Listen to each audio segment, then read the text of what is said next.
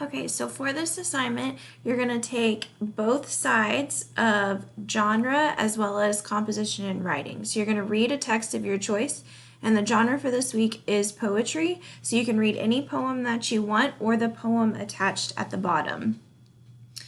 So you're going to, step one says to read the poem and annotate it. Highlight the figurative language and annotate why the author used it. So when you click on your Google Classroom assignment, it's going to make a copy for you so that this week you can type into the assignment itself. So you'll be able to highlight any figurative language. And there is a figurative language cheat sheet on here. Right here that gives you different figurative language and examples, so you'll be able to go back into the poem, which this is the poem for this week, and highlight what you need. This is the poem as well. This is just showing you structure for another step, so just FYI, it's the same poem. Step two, after you read the poem, you're going to summarize it here. You can actually type in the summary into here. Step three, you're going to create 2 Say Mean Matters entries, and it says page 5 of this bundle in the chart on your own paper. So it's much easier to just use the document here. So I'm going to scroll back down, and this is the Say Means Matters chart. So it's giving you one example, which was personification, and it gives the example from the text. That's why it's in quotes, what it means, so what sun flicker means, and then why it actually matters. Like, why did the author do this? What was their purpose of using that? How did it affect the reader? So then your turn, you'll have 2 to do. You'll go back to the poem, and you're going to find 2 examples of figurative language. Remember, you can use your cheat sheet here. You're going to type them in here, the example itself, so the text evidence goes under say. What it means is what that text evidence means, and then why it matters. So you'll type in those answers there. So that's all for the reading portion for this week. If you go back up, those are your 3 steps. Anything highlighted in green is something you actually need to show evidence that you've done.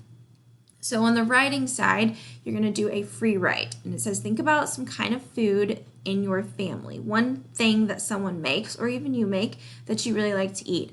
And you'll write about it for 3 minutes. So use your phone or a different timer, set it for 3 minutes, and it says fill in on page 7. So I'm going to go back down all the way to the bottom.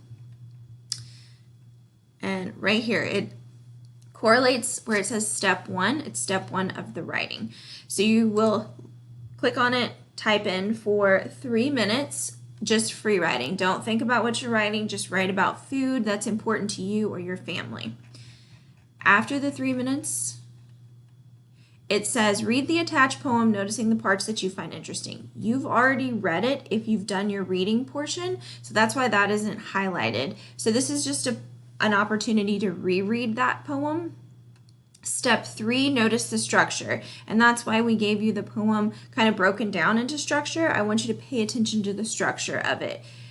And then step 4, highlighted green, so that's something you'll have to do, is to write a poem. So you can use any type of poetry, and you're going to write it using your free write. So the topic is going to be food, and you'll use your notes to fill that in. And if you go back down to page 7, you'll see using your free write, create a poem about food. Don't forget figurative language, structure, tone. So just give a really, short poem of your choosing. It says you can do free verse, haiku, whatever type of poem you want. It doesn't have to rhyme, or it can if you choose, about the food that you wrote about in step 1. And then when you are done, you will submit it. You can either email it, you can do all of this on paper, take a picture and email it to me. You can, remember, when you click on it in Google Classroom, it will create its own copy. Or if you go back up here, it says use this link to create a copy of the document. When you click on that, it will create another copy through Google, so you could share it with me that way. So there's lots of ways you can turn it in. Just find one that works best for you. And if you have any questions, please let me know.